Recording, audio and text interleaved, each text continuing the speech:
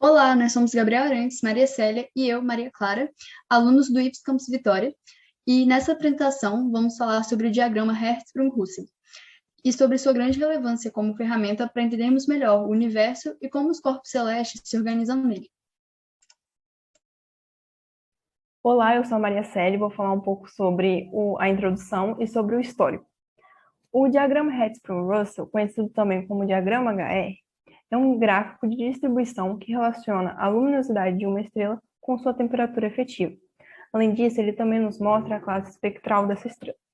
Ao lado, podemos ver um exemplo do diagrama HR. Eu vou falar um pouco também sobre o histórico e os criadores do diagrama. O Edna Hertzsprung foi um químico e astrônomo dinamarquês e o Wayne Russell foi um astrônomo americano.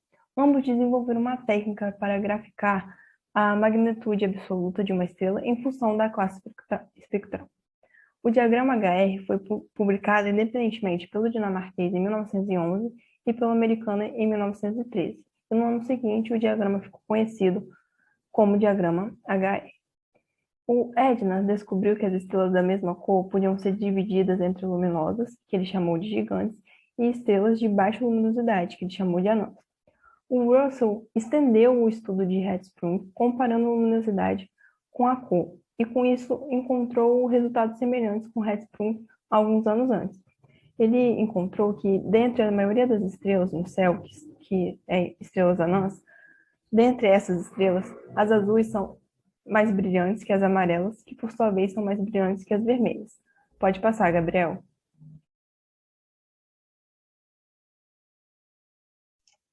Bom, agora vamos analisar o diagrama HR em si.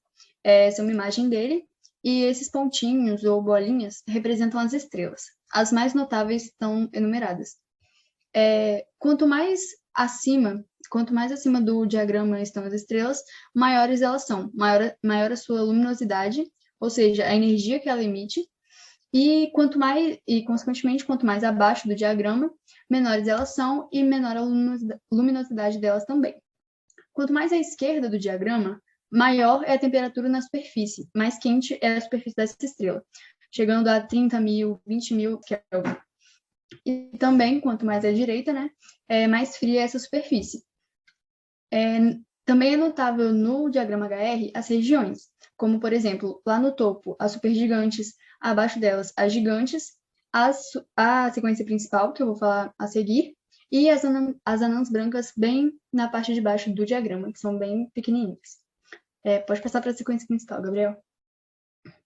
Ela é a sequência principal porque a maioria das estrelas está alinhada ao longo desse ramo central do diagrama, né? Essa sequência principal, que é bem notável logo quando você olha para o diagrama, você consegue perceber claramente essa sequência característica. Ela vai de estrelas quentes e muito luminosas, a parte superior esquerda do diagrama, até estrelas frias e pouco luminosas, parte inferior direita do diagrama. Nessa sequência, encontram-se estrelas que fazem a fusão entre o hidrogênio e o hélio, e estima-se também que em torno de 80% das estrelas nas vizinhanças do Sol são estrelas da sequência principal. Pode passar. Agora eu vou falar um pouquinho sobre a energia de cada estrela e como a gente pode classificar ela de acordo com o tipo espectral. A classe espectral de uma estrela é determinada pela temperatura da superfície, pela temperatura da fotosfera.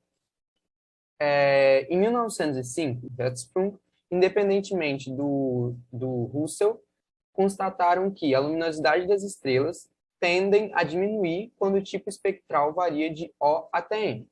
Ou seja, quanto mais quente a estrela, mais o tom está puxado para o azul. E quanto mais fria a superfície da estrela, mais o tom está puxado para o vermelho.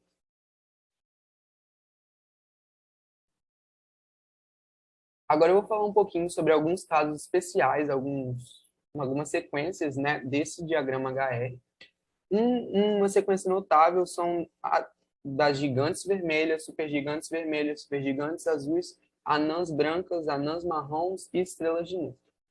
Abaixo da sequência principal estão as anãs brancas. Elas são estrelas que têm um tamanho muito pequeno, mas uma densidade enorme. Portanto, um volume pequeno e uma massa muito grande.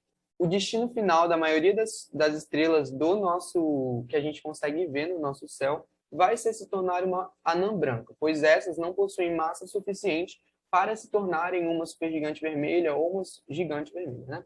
No topo do diagrama, a gente consegue ver as gigantes e supergigantes vermelhas. Embora elas tenham a mesma temperatura do que muitas outras estrelas do diagrama, o que as diferencia é a luminosidade maior graças ao tamanho, ou seja, elas são estrelas muito grandes e que têm uma luminosidade muito maior do que a normal. A gente pode ver aqui, né, um gráfico que compara essas estrelas, mas esse gráfico não está em escala, pois, em comparação à estrela anã com uma gigante vermelha, a discrepância de tamanho é muito maior do que o demonstrado na imagem.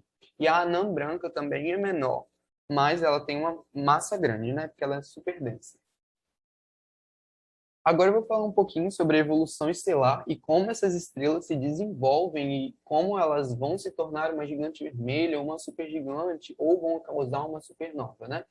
As estrelas, lá na origem, né, a origem das estrelas é através das imensas nuvens moleculares imersas em nebulosas gasosas, ou seja, essas nebulosas geram as estrelas, que não são nem consideradas estrelas após o geramento, elas só passam a ser consideradas estrelas depois que atingem uma temperatura suficiente e iniciam uma fase mais longa de sua vida, chamada sequência principal.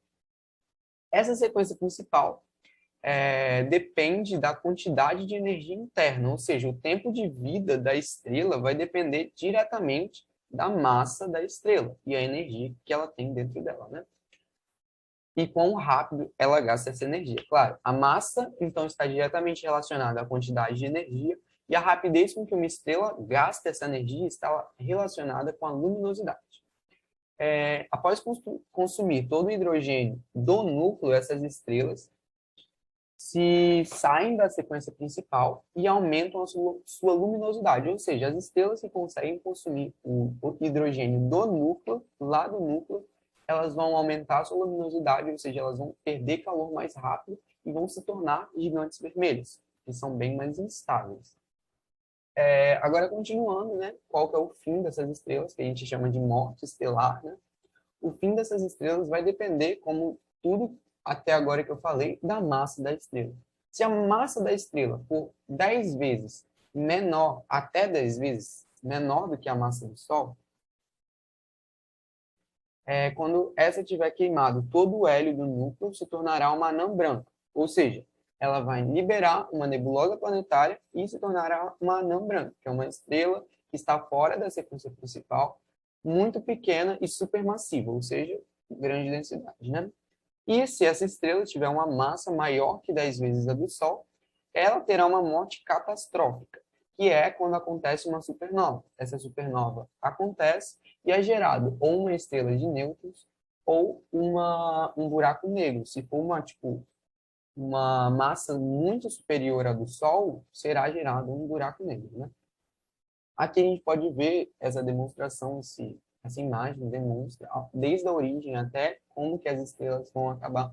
A gente consegue perceber que se uma estrela vira uma gigante vermelha, ela certamente vai virar uma anã branca. E como a gente provou até agora, né, mostrou até agora, a maioria das estrelas que a gente consegue ver no nosso céu vão acabar sendo anãs brancas, elas vão ter o fim de anã branca. São raras as estrelas que que tornarão estrelas de nêutrons ou buracos negros, né? Eles não são tão constantes como outras estrelas anãs brancas.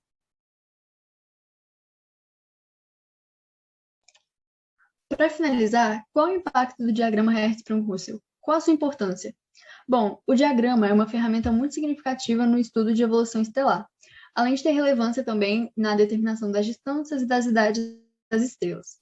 As diferentes regiões no diagrama HR, como a gente já viu, né, sequência principal, supergigantes, gigantes e anãs brancas, por exemplo, mostram os diferentes estágios de vida das estrelas conforme elas evoluem.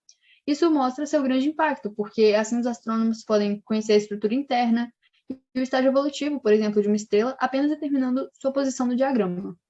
Então, a gente pode perceber que ele foi realmente um grande avanço na ciência, na astrofísica, e por isso acreditamos que é importante e relevante falar sobre ele, né, falar sobre o diagrama Hertzsprung-Russell, aqui no Almoço de Astronomia. Obrigada a todos pela atenção.